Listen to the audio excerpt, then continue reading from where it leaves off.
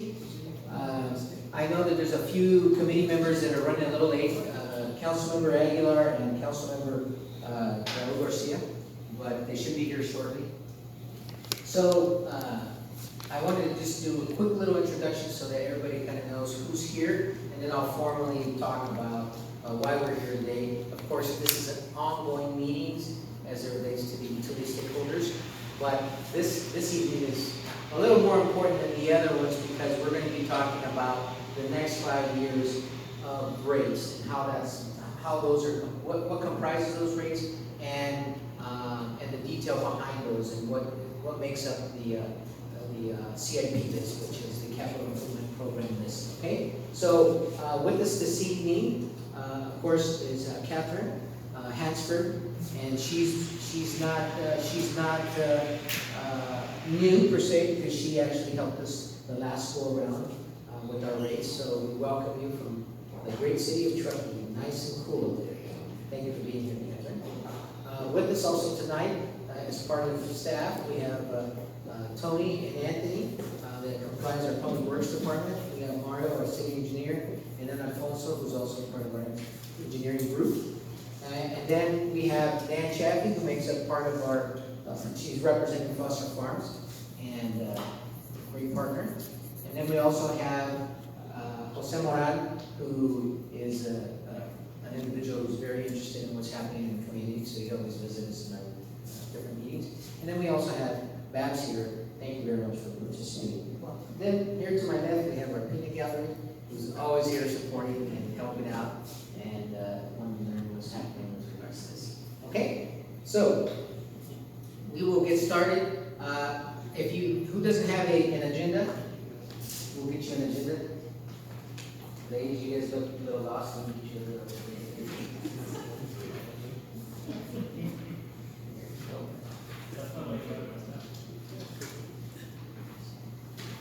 So as a matter of fact, let me do a little more formal introduction.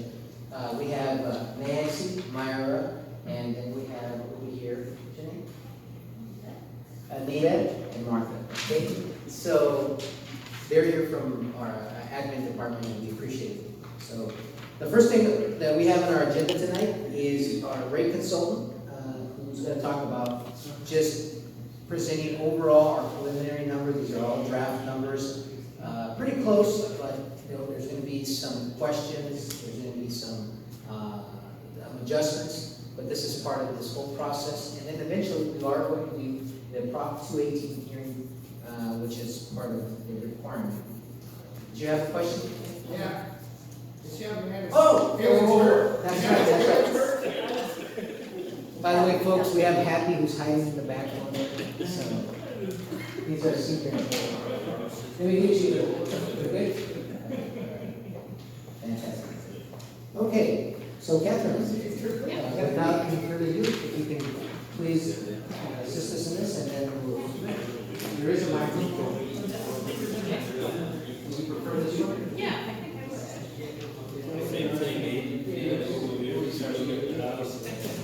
Alright, I'll stand over here.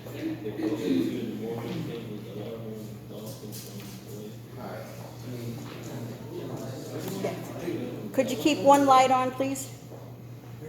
Could you keep one I'll set? leave the spotlight this time. All right. Okay, thank you for the introduction. Happy to be here tonight. And just want to start out again with reiterating what Jose just said, is that what is presented tonight is very preliminary. So there needs to be a lot more review with city staff, with city engineers, and a lot more vetting of numbers. I do think that there will be some adjustments, so I don't want anyone leaving tonight thinking, this is it, these are the numbers, okay? So I just want to be very clear about that.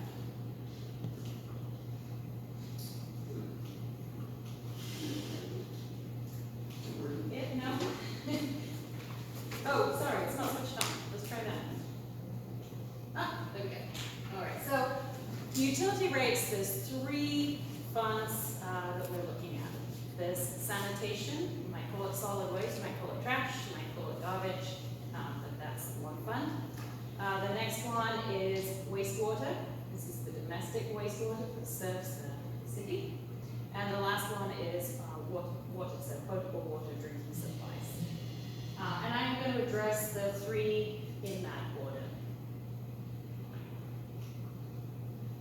Okay, so just to start out with, what does the city spend your monthly fees on? What is this money supporting? And so just look at this simple pie chart and you can see that the vast majority of the cost is spent on the city's contract services with, I don't know if you say Jilton or Gilton. I think it's Jilton. Jilton. So typically from year to year, it can range between about 75 and 80% of the total costs of this system are spent with that contract service. In addition to that, the city has personnel that works on the sanitation system, and there's some maintenance and operations costs as well. So that's where your money goes. Okay. So keeping this very high level today, what are some of the preliminary findings of the analysis so far? Well, first of all, the current fee collections are greater than the operating costs, and this is good. You want that. That means that you're keeping your fund healthy. You can pay for everything each year as the costs come, so it's a good thing. This fund has built up about 10 to 12 months of operating costs in reserve. That's considered to be a very, very healthy reserve level. That's something that you would typically see in an enterprise fund that owns a lot of assets, like water and wastewater. For a fund that doesn't have that many assets and it's really more of an operations fund, that's considered fairly high. So usually for an operations fund, you have a reserve level more in the range of about 4 months, maybe 6 months of operating costs. So what I wanted to look at was, well, how can the rates be for the next 5 to 6 years? You want to keep a good prudent reserve level, but you can bring it down a little bit. It doesn't need to be quite as high as it is right now. And what I found was that you could freeze the rates where they are for the next 3 to 5 years, and in order to reduce that reserve. What I think that this says is that there's a really good opportunity here for the city to add or enhance the sanitation services that is provided. So, I got the recommendation slide, but I think that's something that the city could look into. And then in 3 years' time, once you've explored that, you could see where you're at with the budget. And at that time, I would recommend you revisit rates. So in other words, I wouldn't wait a typical 5-year cycle to come back to this fund. I would look at it in another 3 years when you've maybe made a few changes. Let me just add real quick with regards to that. So, some of the things that we can actually do here is with regards to enhancing services for solid waste. We can approach Jilton and figure out ways to one, provide let's just say a citywide cleanup. Okay, we of course at this moment in time don't know if that's something that Jilton would want to take on, number one. Number two, we don't know what the cost is associated with that. And then number three, how many times, would it be prudent for us to do it per year? I mean, do we do it 1 time, or do we do it 2 times a year? We don't know. Or we might look at implementing some type of a green waste program where, again, we can look at the costs and we can look at the benefits of all of that.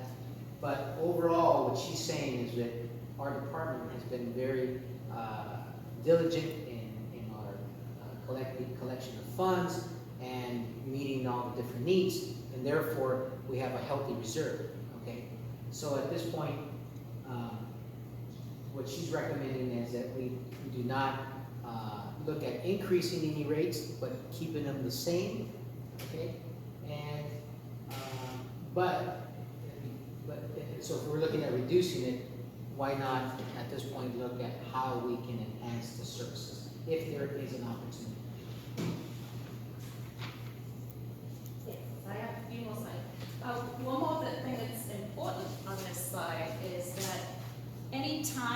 want to increase the rates, you have to go through what's called a Proposition 218 process, where you have a public hearing and you notice customers.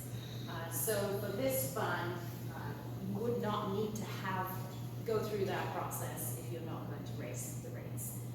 You know, one other thing, and this is for you ladies and also staff in the back, you might have some other ideas through your lens that we don't know about. I'll give you some examples. Let's just say that you might find that we need to do more educational outreach for recycling. You know, I don't know.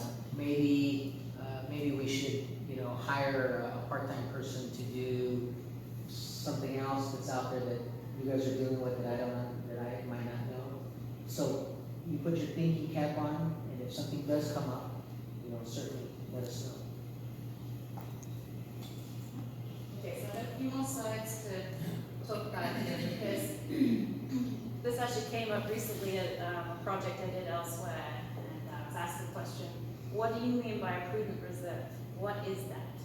Well, it's different in every circumstance, and I like to follow the GFOA guidelines, the government financing guidelines, and just sort of pare it down to what do you need? Well, you need to have a sufficient cash balance to serve your cash flow needs, to pay for some emergency or unplanned repairs, accumulate the system rehabilitation. In a sanitation fund, you don't have so much of that. I know you do have a street sweeper, probably a few other smaller things, but you don't have a lot of assets.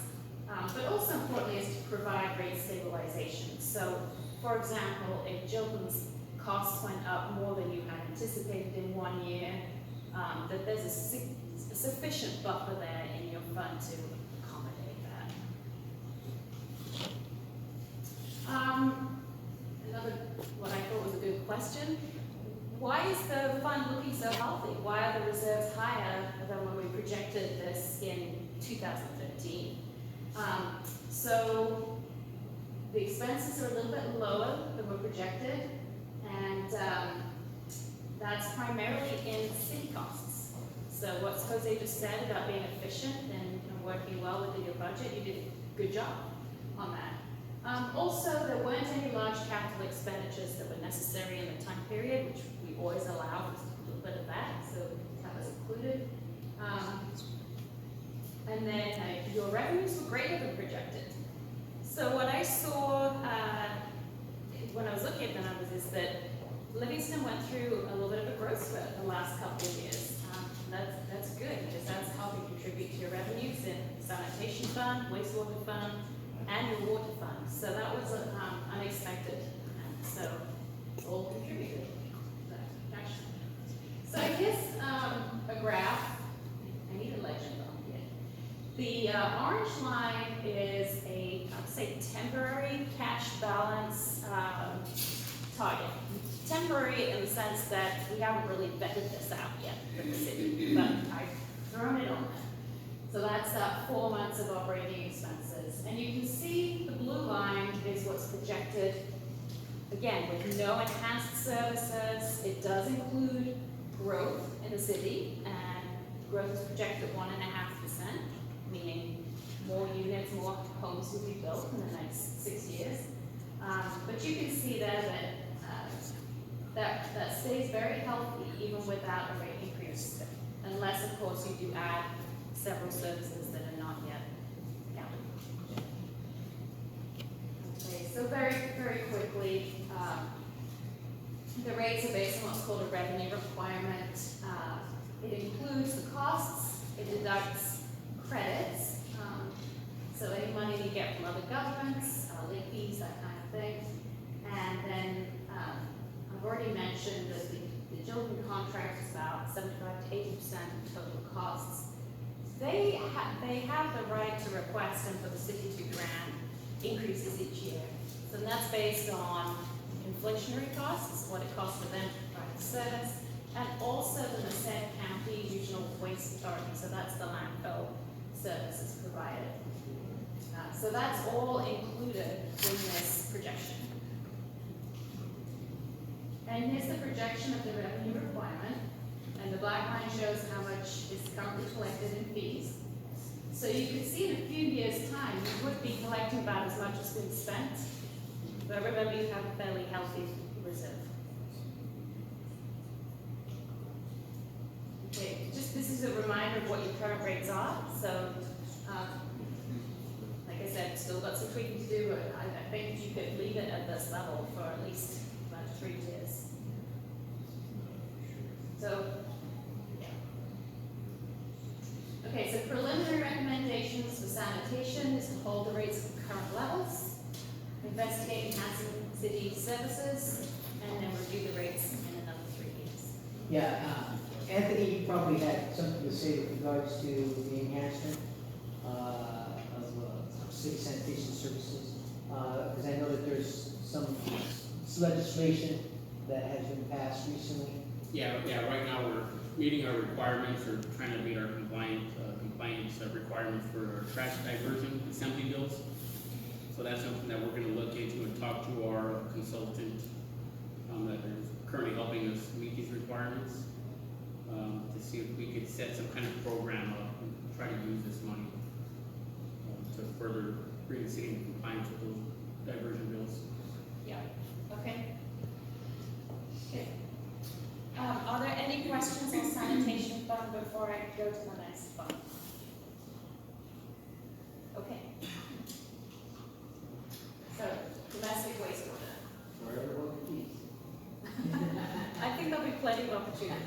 This is the start. Okay, so same kind of thing. What are your monthly fees spent on? This graph, just to keep in mind, it doesn't include the capital costs. I've kept that separate. This is just what are you spending money on each month that the city has to provide, just so that make sure you have the service and you keep it running. So for the sewer fund, we've got about 20% of the costs are for debt service, personnel about 30%, and maintenance operations 44%.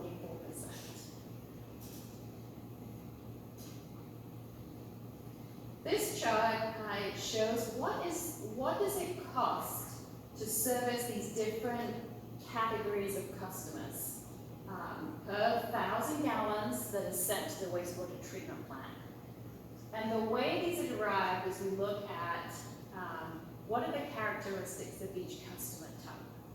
So what's that flow that they send on average, for example, for a single family home or for a business. And then parameters on strength of the wastewater, meaning like how much does it take to treat that wastewater? Think of it as how nasty is it? I'm putting it in very basic terms.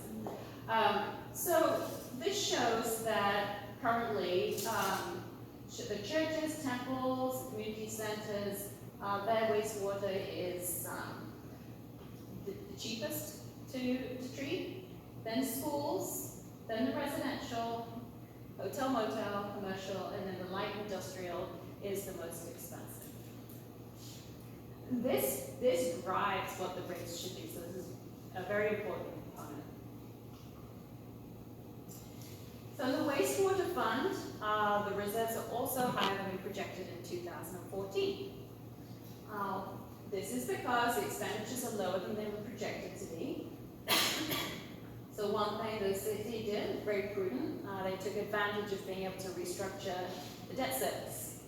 So that was restructured and that lowered the payment each year. There was also less spending on capital improvements than was anticipated. And that's all okay. In the last rate study, we made sure that money was being collected for system rehabilitation. The timing of that is never really known. It's something that the city knows it needs to do and it needs to collect the money for. Just because it wasn't spent in that time frame doesn't mean it's not needed. Okay? The revenues were close to the 2014 projection. That was good. All right, so current fee collections are greater than the operating costs. That's good. The fund currently has about 16 months of operating costs. That could be lowered to a reserve level. Again, we need to we need to talk it through a bit more. Right now, I have it at 4 months plus the highest year of debt service. So, a debt service, the bond covenants require that you hold 1 year of debt service. In the event of default, they can take that money. And so that's it's called restricted money. City keeps that to the side, so always got to be carrying that. And then plus some for operating costs. One of the findings of the wastewater study this time around is that chart I just showed you. This is called the cost of service component of the study. And I'm looking to see if the customers are paying for their fair share of the costs. And it's customers by these groups of customers. It's not an individual customer. But what I found when I did that is that there needs to be an adjustment for some of the categories. So the categories that are not really paying their fair share right now, and this is really, you've had a shift in your customer base. Like I said, you've had some growth the last 2 to 3 years, and that has affected this cost allocation. So the schools, the hotels, and those are flat rates each month. So the schools pay according to how many students they have. The hotels pay according to how many rooms they have. And then the commercial variable rate needs to go up. So the strength of the wastewater is a little bit higher than we had it projected in the 2014 study. And that seems to be driven by these commercial customers. Again, that's something we're going to investigate a little bit more. But that's what I'm seeing right now. The variable rate needs to go up. The base rate can stay as this. What I'm seeing is that if you had a steady increase of 1.5% per year, that would allow for your scheduled costs and capital costs as well. Here is the projected cash balance for wastewater. Again, there's that orange line is the target cash, and the blue is the projected cash after you pay for capital costs and you pay for operations and maintenance costs. So you see it continues to build for a bit, but then there's some capital improvement costs that are going to be funded with cash. But again, this is good news. So if you have sufficient cash, you can pay for your projects without having to go out and borrow money. That's good for the city customers because then you're not paying those financing costs. So, and then you see the blue bars coming down. That's the cash being taken out of the fund, it's paying for the projects, and if it all went as it says here, then you'd be right about that target balance in 6 months. Question? Yes. On one of the slides, one back, I think. Yeah. Okay, so when you say about rate increase now, that's only on those categories and not overall? Yeah. That would be on all the customers that don't need an adjustment. So single family homes, it would increase 1.5% per year. In the first year, which I think will probably end up being around December of this year, calendar year, the schools, hotels, and the commercial variable rate would go up by a little bit more than 1.5%. So it would be 1.5 all the way across, but for those categories, it would be 1.5 plus. Plus, for the first year, when you make the adjustment. And then each year after that, they would all increase at 1.5%. There's a table here that will help show that. I'll be there in about 3 slides, I think. You can read your financing. Okay, just a couple of points there on the revenue requirements. Overall, just the operation costs are expected to increase about 4.6% a year. That's made up of different components: personnel, contract services, utilities, supplies, and they do have different rates for each of those items, but overall it's about a 4.6% increase each year. Plus, there's $100,000 each year for equipment purchases. That historically varies a lot each year, so I just took a rough average of that for the projections. I've already mentioned, the good news is that there's no new debt services anticipated for the wastewater fund. Here's the projection of the revenue requirement. Again, you can see, yes, you're collecting a little bit more than you're spending right now. That will change towards the end of the time period. Okay. All right, so I think this table might help answer the question. Not that I expect you all to do the math in your head, but I'll point to it.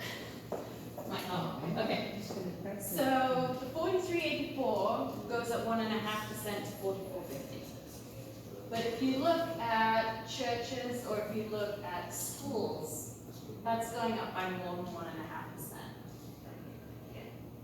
I didn't calculate the actual percentage. But then after that first year, they are all going up by 1.5%. Can you see that? The other thing to note is there is a decrease in the light industrial. See, that one's going down. And the reason for that is because the Fresenius Medical Complex has left, and we've got a new dry or laundry cleaning operation. And it's a little bit tricky right now because we don't have a year's worth of operations to really know what they're using. But I applied the standard state measurements for that type of business, and it's again, using very basic terms here, it's less nasty water going to this wastewater treatment plant than from a medical. So you're not looking at like chemicals and polymers and things of that nature. You know, you're just your typical stuff, you know, blood, you know, stuff. Just hospital, you know. Right. Anthony, did you have a comment on that? Yeah, Catherine, just out of curiosity, what is the standard DOD that was referenced? So I used the state's they used to publish parameters for this.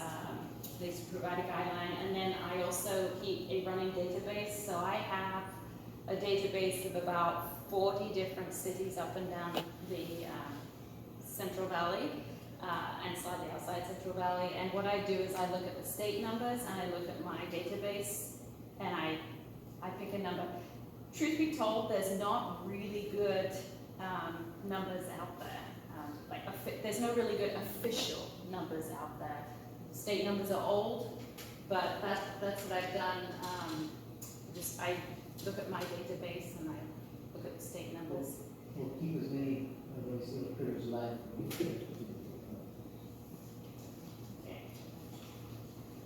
Okay, so this would be a projected single-family wastewater bill over the next few years, if indeed the rates were to increase 1.5% each year. And this side compares wastewater bills with some of your neighbors. So you can see right now your current bill is about in the middle of the range, and with an increase it would stay about in the middle. The difficulty with these graphs is always that it's a point in time. These other cities are probably going to be doing a rate study in the next year or 2 years, so you have to keep in mind that their rates might be changing too at the same time that yours are. But I'm wondering if our neighbor is like off the charts. if they what? If our neighbor is off the charts. Oh. I didn't mention any names. I don't know. I'm the third party, so I'm very neutral on it. Okay. And then I did this. It's not great because of the scale, but just the idea was to show that these are the accounts where their rates would go up a little bit more than 1.5% that first year. But the overall impact, for example, to the schools, that's the entire school, that's all the schools combined. And that's, I think it was about $1,000 a year more for them. So we're good right now, there are no reps from the school. Send it over. Yeah, that's what happens when you don't show up, okay guys? Okay, so preliminary recommendations, first of all, there needs to be an adjustment for that cost of service, so that we're demonstrating in the report that each of the customer groups is paying for their proportional share of service. That is a requirement of Proposition 218, so we need to demonstrate that. And then to increase the rates, again, don't hold me exactly, but I'm thinking of 1.5% per year, and that way you'd be able to accomplish those additional operations and capital costs. Any questions on wastewater? What do you call light industrial? Yes, light industrial will encompass several different types of businesses. It would be anything you think of as industrial but not heavy, so not heavy equipment types of businesses. I don't think you have any heavy industrial in the city. And I think right now you only have one light industrial customer, and that is the laundromat, the new one. Everything else is just considered commercial. And I know you have various different types of commercial businesses, but when I look at the water use, they're not vastly different. The wastewater components, yes, there is a variation. And we looked into that in the last rate study, and felt like there was not such sufficient difference to warrant having different rate groups. It is something I can look into. If that is an interest of this committee, we could look into like a low strength wastewater customer, a medium, and a high. If I did that, that would entail work by city staff who would have to go through and identify for every commercial account exactly what business is being conducted there, so that I could assign it to a category. Yeah, so some examples so that you all know in terms of, light industrial, like in this case, this new company, Emerald Textile Services have been in it, okay, they're basically it's laundry services, so they have a wet and dry, and they have certain specifications that they need to meet by, in this case, their customers, which is the hospitals, okay, but there's also a state certification. Now, in terms of how much of the water use they're going to put back into the drink to be determined, but according to them, because we just got some of the information is it's going to be very low strength, okay? And like I said, no polymers, no oils, no chemicals. We don't have really anything here where you're manufacturing some type of widget that also requires water. The only other industrial user is Foster Farms, so just chicken. And But they're not on the domestic wastewater. no, they're not. But I wanted to make sure that we do have other industrial user, but that's not on the domestic side. The grocery stores are not in that category, and they really don't do any heavy or industrial use. So we're pretty much we just have a few categories. What about the new medical facility? Yeah, the new medical facility, they're not producing anything, and they're not supposed to, put down the drain, pharmaceutical stuff or any other what could be potentially biohazard stuff that's beyond the normal. Okay. And so yes, no, that would. And how about the truck wash? The truck wash, the truck wash itself, it's regulated, so we would look at, what kind of VODs and things of that nature is happening there. But it's again, it's at a lower threshold. However, if we do have any other businesses down the road, that's why we have a special category so that we can individually identify, take the information, and then impose the fair rate. Good question. Yeah, and again, if there's more conversations and the strength of some of these customers is not quite how I captured it here, I'll need to make some adjustments too. So, but it's a fair and simple structure as you have it right now, and I don't see any compelling reason to change it.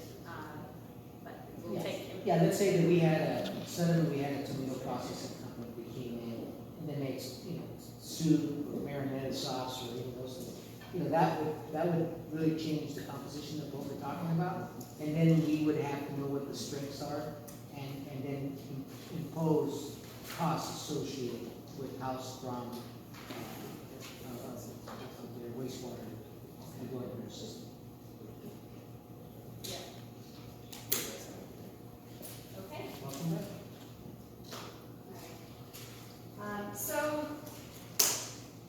The third one is the water. And for water, I've gone through the financials. What I haven't yet done with the water fund is really delve into the cost of service component.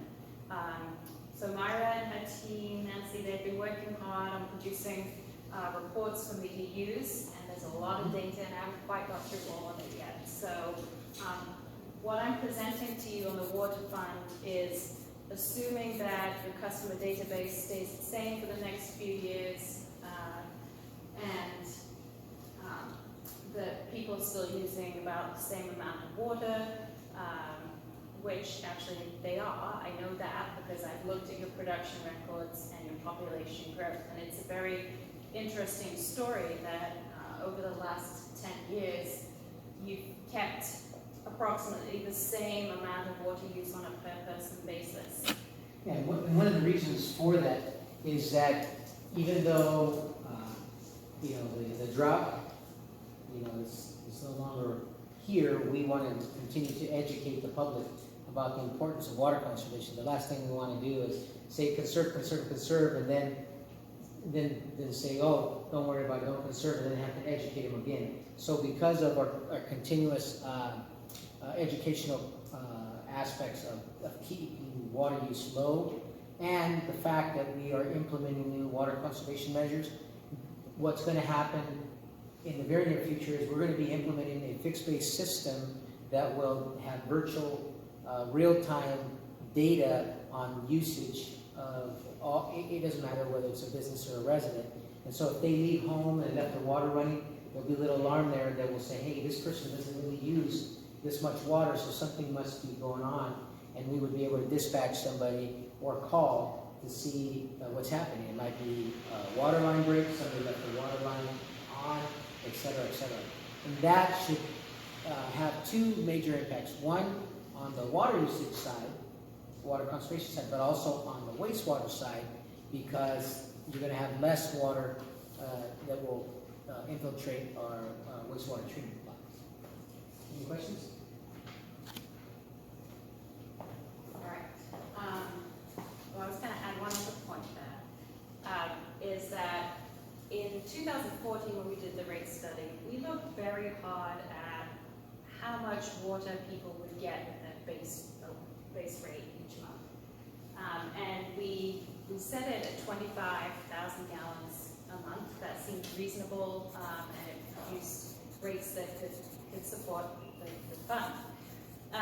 When I looked at the data this time, I haven't gone into all of it yet, but what I see, and I've seen this not just here, it's a story across California. When we had the major drought in the last few years, what really worked was education. The state pushed really hard, they provided a lot of materials, and each of the agencies really did their part and stepped up. California met its goal of water reduction, and all of that was done regardless of what was allowed in your base. So I would like to hear any input, but at this point in time, My suggestion is, I think you can leave it where it is. I think that if you get to this point again in another draft and the state comes back and says, okay, gotta reduce it again, I think you can do it with education. So that's kind of my input on it, but if there's any other input, I'd like to hear it. Anything, Dan? From your end? You guys are water conservation gurus now. Excuse me? I said you guys are water conservation gurus now. Yeah. So, maybe you want to say a few words with regards to some of the water conservation measures that are going on at Foster Farms, just for folks. Well, there's two primary systems that we have. From our final effluent pond, that's post-water treatment at the wastewater treatment plant, our wastewater treatment plant. We utilize that water downstream of processing for cleaning our outfall screens and parking lots and washdown water. And that's a considerable amount of water that we use for that. And then we have water that we recycle and treat and use before the bird is processed. So we use it to clean the bird, but it's pre-processed. So that's probably 800 gallons a minute. Yep. So it's considerable. So we have two primary ways that we reuse water, and we're going to continue to try to refine that. So with your new state-of-the-art facility that's coming in and using high-pressure water to actually fillet and cut the bird, I'm assuming that in itself is also a huge water conservation. Everything that we've implemented in the rest of the plan will be implemented there. So Perfect. we continue, it's one of our primary focus, is water use. And that shows in the numbers, because Foster Farms is one of the largest users of the water in the city. And like I said, I looked at the numbers, and even though there's been considerable growth in the city, that water use has not changed. It's staying, even gone down a little bit. So, Yeah, you don't have to shout out your name. okay, so I'm going to share what I've done so far with the water. Again, what the amount of fees spent on. Again, I'm excluding the capital projects from this. And I think, as you might expect, a large portion of the costs is just the operations costs. Spending on people, utilities is a large portion of the cost, and other supporting costs. Some equipment purchase, and a small amount currently on debt service. We do expect that to change in the next few years. So preliminary findings for water, our key collections are greater than operating costs, and that's really good. So in the next few years, there's going to be considerable cash outlay for capital improvement projects. It's going to be 2 new wells that the city's putting in, and then there's going to be a lot of treatment wells.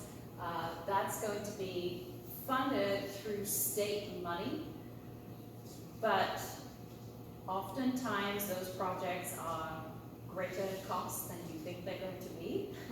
And so that's good. You've got a little bit of a cushion in there for those costs. I think it's important that you keep the cash in that fund where it is. I don't think you need to be spending it on anything else. You've got a lot going on in capital improvements. And just to clarify, it is state funding, but these are state loans. So, Yes, they're very good state loans. Very, very. It's the lowest money you're going to find anywhere, and you get. It depends what they give you, 20 or 30 years to pay it back. So yes, this is right. It's a loan.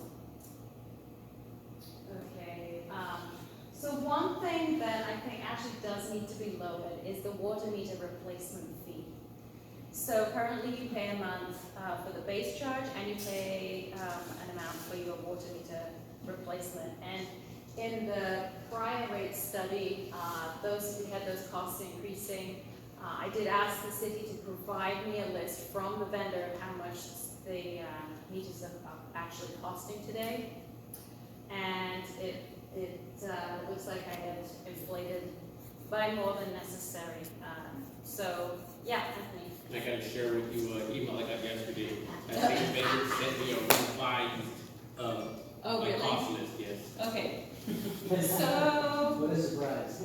all right, so we will revisit that. So it's possible those fees should go down.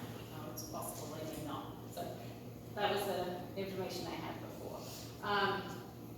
But we're not talking about a lot of money with this. It's like, I think, well, I have it here, it's like $3 something a month right now for it. I was thinking it could go down by about 50 cents or so. It's not a big change, but, let's see. Okay, so as of right now, if you just raised enough revenue for everything that needs to be done in the next few years across the board, it's about a 5% increase for everybody each year. I'm gonna talk a bit more here.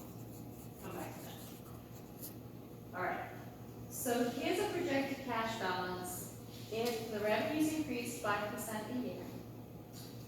Again, you see fairly high cash balance the next year. So remember, right now we are finishing up in that second column there from the left. We're finishing up June 30th of 2019, and our next fiscal year is ending 2020. Then we've got some cash outlay for the new wells. So you can see the blue bar there dropping. The orange is the target cash line. Again, I think we need to have a little bit more confirmation with the city, talk about what the target cash balance should be, but this is the 4 months of operating plus that 1 year of debt service as well. And then projects, 2020, 2021, there's a lot of projects there that you're getting the state loans for. You need to make sure that the cash balance is staying fairly high, because what happens is the city spends the money and then they ask the state to reimburse them. So there is always a cash flow gap there that you need to be aware of. And the state is not always very timely at paying those reimbursements. It could be 3-4 months, sometimes longer, before you get that money back. So I would highly advise that you keep the blue bar up there for 2021 and 2022. And then in these outlying years, there's additional operations and maintenance costs for those new wells. And they spike every, I think it's 3 years. Mario just left the room. There's something that needs to be done about every 3 years that causes that O&M cost to spike. So that's why you see a spike.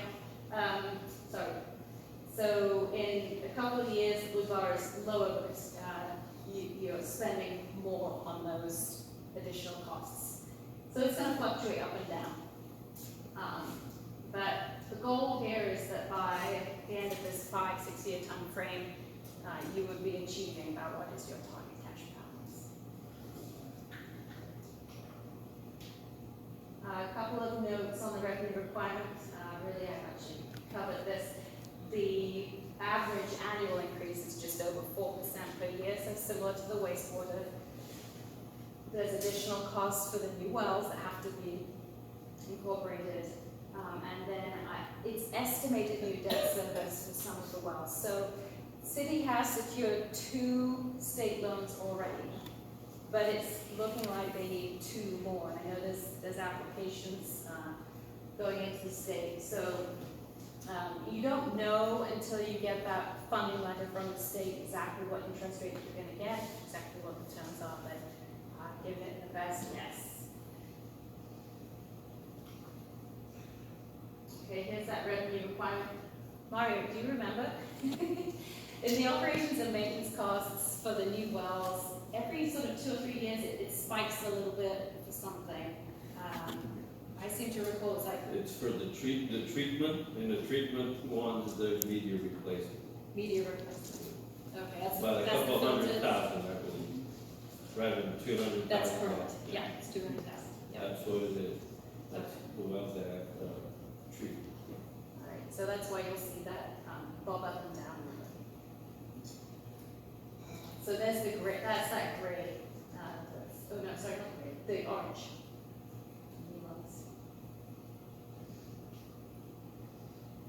Okay, so this is what the water rates projection looks like, excuse me.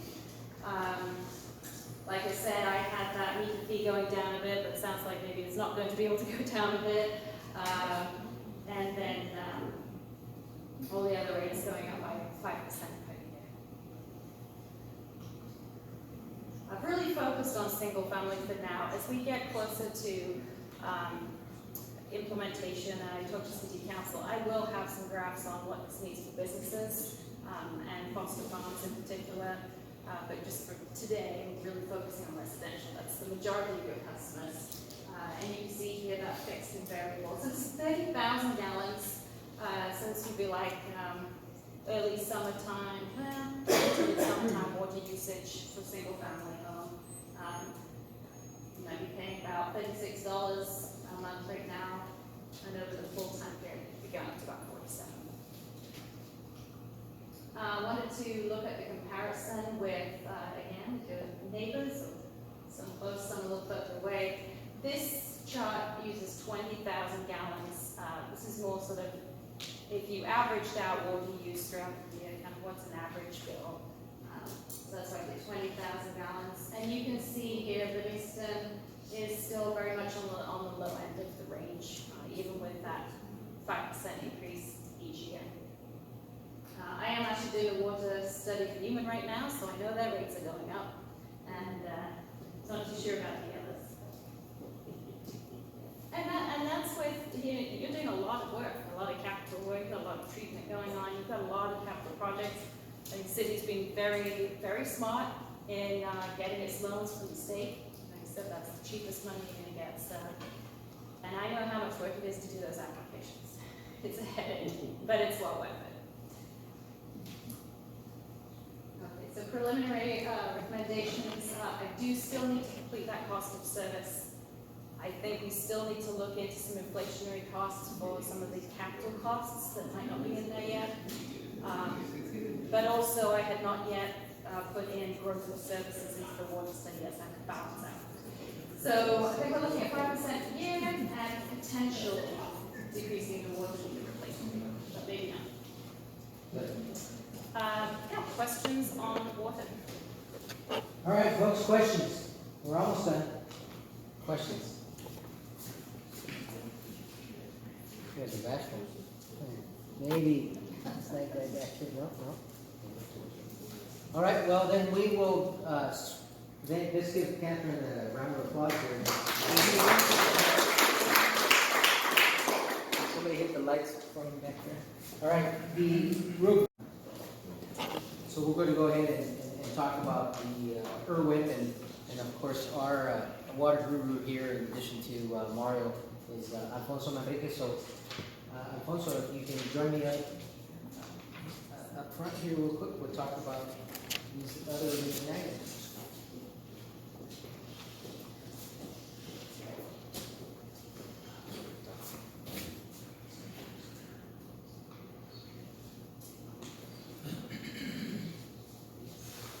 So the item number 2 on the IRWIP, the state finally released their application for funding. I think the IRWIP group that the city belongs to is the Merced group, and I think they're planning to submit their application sometime in August. The amount of funding that is coming on this round is kind of limited, and the city has started with a few projects, but they've been kind of has had to kind of curtail a little bit of that. But the irrigation of the parks with surface water seems to be the project that is sticking and is going to stay. So that's the main the project that we're going to be submitting on. We've already submitted preliminary information on that. That project includes 2 parks, at least the Gallo Park and there's a park on the east side of 99. I'm not sure what it is, sports complex that there is some. Yeah. Let me just say a few words on, for those of you that are new, IRWIP. The city was one of the original entities that pushed for the IRWIP here locally, so we'll be able to go after state funding, which is the Merced Irrigation Water Management Plan, Urban Water Management Plan. And so basically the county went through the whole process, and so now we're in a position to be able to go after state funding. And so these projects that I've also mentioned is part of that. And so we're of course paying into it, but we're going to be beneficiaries of larger pots of funding, if you will, because now we can go after those grants. So that's on the airwork. I believe the applications will be due sometime in August, and DWR is expected to award funding on that sometime at the beginning of next year. So that's when that project will move. On the surface water project, not much progress without Just a little funding, but the main thing of that project is to secure rights on the surface water before anything can move forward. And on that end, MID is being proactive. They prepared some agreements. There's been some meetings to discuss what that surface water rights would look like, and that's where it all stays with them. There hasn't been anything executed or anything signed yet, but the MID is very interested on granting the city some surface water rights for this purpose, and they've been asking for projections, and it looks like the amount of water that we would need for growth. I think what our urban water management plan indicated is that we were okay with groundwater for for the next 5-10 years, and then any growth beyond that will be surface water. The surface water project is an ambitious project, and it's going to take a few years to implement. But MID has that water, and they're interested in selling that water to the city. So Alfonso is absolutely right. So just a quick little overview. We want to diversify our water management plan. The cost of groundwater and the fact that there's all these different regulations. All that means is that over time, the cost of treatment and new constituents that we have to identify and treat, the cost of water is going to continue to go up. So does that mean that we're going to just do away with our current investments in our wells that we have in place? No. But we are looking at introducing surface water. So because there's going to be some flexibility, some hybrid opportunity there. And in addition to that, we want to take advantage of surface water as it relates to the irrigation of our parks, because there's no need for us to be using potable water to irrigate our lawns. It's not there. And that'll save us some funds. And so some of our parks have little canals that go by there. And so that's some of that surface water. But the big surface water that we're thinking about is having access to Merced River water. Okay, in order to have access to that Merced River water, there has to be a water treatment plant over there, and then we have to go through all these different permits. And MID is willing to help us do it because it's a lot of different entities, and it's going to require a lot of upfront capital to be able to implement that. However, that's going to position the city of Livingston in a very favorable way, because we are going to have, like I said, the cost should not go straight up. It should just kind of level out. And what do we have in mind? Well, we have in mind putting some horizontal wells underneath the Merced River to take some of that water. And so that's where we're positioning ourselves. With regards to the MOUs for surface water, we want to implement them right away, because that'll give us access to canal water, which is surface water. But it will position us for the long run, because the long run is to access water from the river. Okay?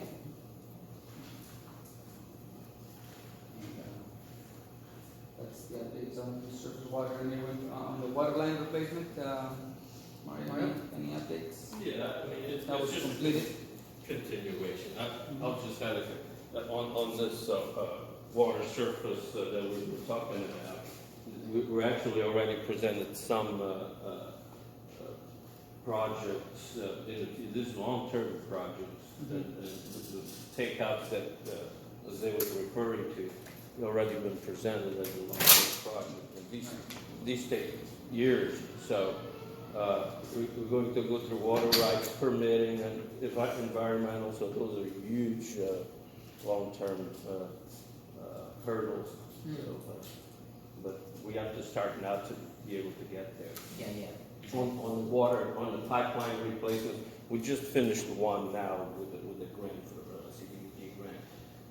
And we actually had a phase 4 that was in the books to do, but then we had to restructure all these projects, and those have been now pushed out a few years so that we can have a smooth CIP. Okay. On the The tank rehab has just been completed. It's back in service, it's working well. And I think the notice of completion is going to be coming up here next council meeting, I believe. And on your item number 5, which is the 123 TCP update, we've been submitting SRF applications for all these projects. The well 14 and well 16, that was the funding agreement was executed. That project is going to be coming out to bid shortly. It just needs to go out to bid. The money is already sort of in the bank. On the other 2 large projects, which are the Arquillian Park and the Well 8 projects, we are still in the application process. The environmental was completed, so the technical package was partially submitted. The environmental package was submitted. Now, Catherine's work, that will be the financial package showing that the city has the financial ability to pay back for this project. And we just heard back from John Paul Blanco, the project manager there. He just emailed us today. These applications are continuous back and forth and documentation and providing things to them. So we're working with them. I think, estimating on where we are in the process, I would expect to see a funding agreement sometime towards the beginning spring of 2020. I think that's when we'll probably see a funding agreement on these 2 large projects, and those are, I believe they're 12. I don't quote me on that. Catherine would probably has the record, the notes better than I do. But I think they were in the order of 12 or 16 million, right? About 12. For those 2 other projects, yeah. So anyway, yeah. Well, So those are we created a specific fund for Catherine. Catherine, right? Put a little asterisk in her name down. Fact check. Anyway, but those applications are going in the pipeline, and there's nothing. I think they're moving along. And I think the compliance date on those is 2021, so we're cutting it close, but I think making fairly good progress compared to what other communities are making on the Mississippi. We're way ahead. Yeah, we're way ahead. Overwhelming majority of communities. Yeah. All right, well, let's give a round of applause to all the staff here that helped out. And unless any of the committee or anybody has any questions related to the topics that we covered today, again, we're going to have more, but now that we have this preliminary data, as soon as we make a few little adjustments, we'll get it over to you all so you can look at it, pick at it. If you have any ideas on whatever it is that we presented, please let us know. And then we'll have more stakeholder meetings. And so I appreciate it. Any last questions, comments? Do we have like a deadline about when this process will be completed? Catherine, would you like to extend that? Yeah. Yeah, so it does take a little time because first we have to revise tables, get to a good comfort level, present it, go back to staff, come back, so it'll go back and forth. Then do the draft report, present that to council, and then they will provide an indication whether to continue, and if they do, they have to set a public hearing date, and that has to be at least 45 days from when the city mails out notification. So usually, you're looking at about a 2-month period of time between when it gets presented to council and when council actually makes a decision on it. So I'm thinking that you're looking at a change in rates that would be enacted with the December bills. Yeah, January. They'd show up in January, you'd actually get the bill for the usage in December. So I think that's a pretty realistic Yeah, that's very timeframe. realistic. And you're not in a big rush, like I presented. Your funds are pretty healthy right now. Yeah, you do need to do it in water and wastewater, but it's not like we need to get it done immediately. So I'm thinking by the end of the year, you'll do that. Yeah, so just to give a little quick synopsis of everything, of the 3 on the solid waste side, it looks like we're looking at, it's pretty healthy, and we're looking at not increasing rates there at all, but doing something so that it enhances some of the service that we currently have. On the wastewater side, it's also doing pretty healthy. We're looking at maybe a small 1.5% increase, and on the water, we're looking at about a 5% increase. Okay, so but we'll look at all those numbers later. And I think that's it. Any questions from my melted staff over there? No? You guys look pretty melted. All right, well, if there's no other questions, look forward to seeing you guys the next go around, okay? Thank you very much. Have a good night. Bye-bye.